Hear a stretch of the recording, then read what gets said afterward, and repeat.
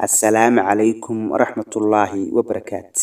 سو دواada asxaabtayda qaaliga ee ku xidhan channelkeena Maxamed Wardi Official.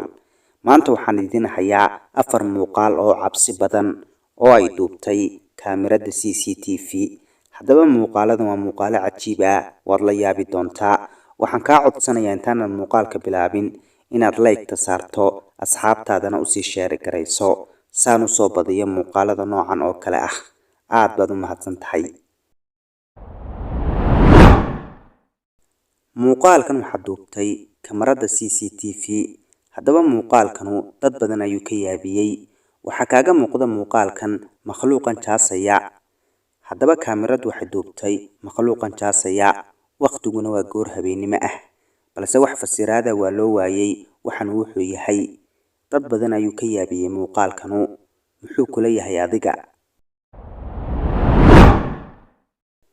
muuqaalkan waxaa duubtay kamarada CCTV. Haddaba muuqaalkan waa muuqaal cajiib ah. Ninkan kuu muuqda halkan ayuu iska laafiyoonayaa oo uu marayaa, balse maxaa ku dhici doona?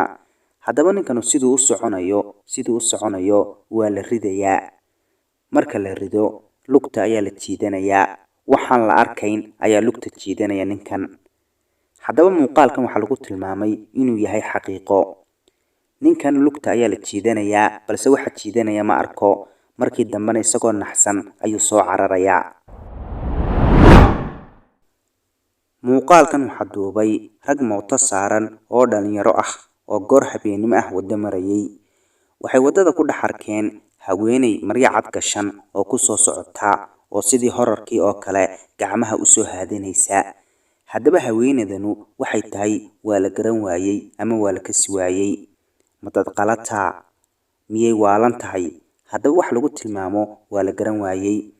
muuqaalkan waxaa lagu tilmaamay inuu yahay run, balse Ilaahay baa og inuu yahay run iyo in la sameeyay. Maxay kula tahay adiga? Muuqaalkan miyaa la sameeyay mise waa run? goobtan waa masaajid. muuqaalkanna waxaa duubtay kamarada masaajidkan ku xidhan ee CCTV.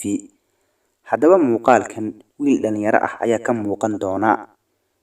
Haddaba wiilkaasu waxa uu seexan doonaa masaajidka.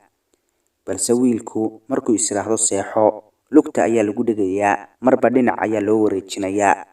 muuqaalka speed ayaan ku yara furay si uu waqti badan inooga qaadan. Marka dambe ayuu wiilkii sare u boodayaa isagoo naxsan. Kadibna goobtii ayuu iskaga cararayaa.